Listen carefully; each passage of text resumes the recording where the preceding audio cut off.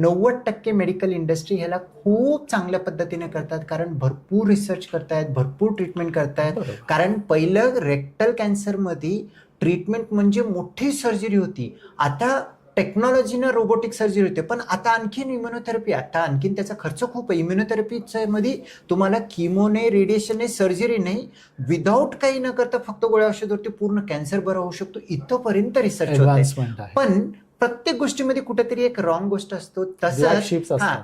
तसंच कॅन्सर म्हटल्यानंतर भीती लोकांना आहे. आता प्रत्येक लोकांना जर का मी इथं बसलेले माझी सोसायटीच्या अराउंड 20 लोक ठेवले, तर 20 पैकी एक कुठेतरी कोणाच्या तरी घरी काहीतरी कारणाने कॅन्सरची मृत्यू झालेली असते, कॅन्सरचा ट्रीटमेंट चालू असतो. त्या माणसाला भीती असते की कॅन्सर माझ्या घरी तर येऊ नये. मग त्याचाच एक रूप आहे की कॅन्सरचे सगळे टेस्ट करा. कॅन्सरची कोणतीही ट्युमर मार्कर केल्याने कॅन्सर डायग्नोज होतो असं नाही, एक्सेप्ट फ्यू. कारण PSA जो आहे थोडं वाढलेलं असेल तर प्रोस्टेट कॅन्सर असू शकतो, डायग्नोसिस नाही.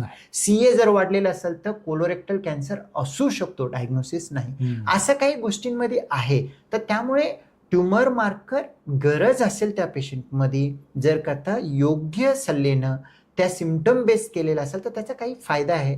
But most of the time मध्ये आजच्या सध्याच्या घडीला 95% पैकी कोणतंही कॅन्सर ब्लड टेस्टमध्ये आपल्याला समजून येत नाही. काही गोष्टी कळतात, पण त्या गोष्टीसाठी भरमसाठ कॅन्सरची प्रोफाईलची टेस्ट करावं असं आत्ता तरी वाटत नाहीये. त्याच्यामध्ये घाबरून त्या फेजमध्ये जाण्याची गरज नाही.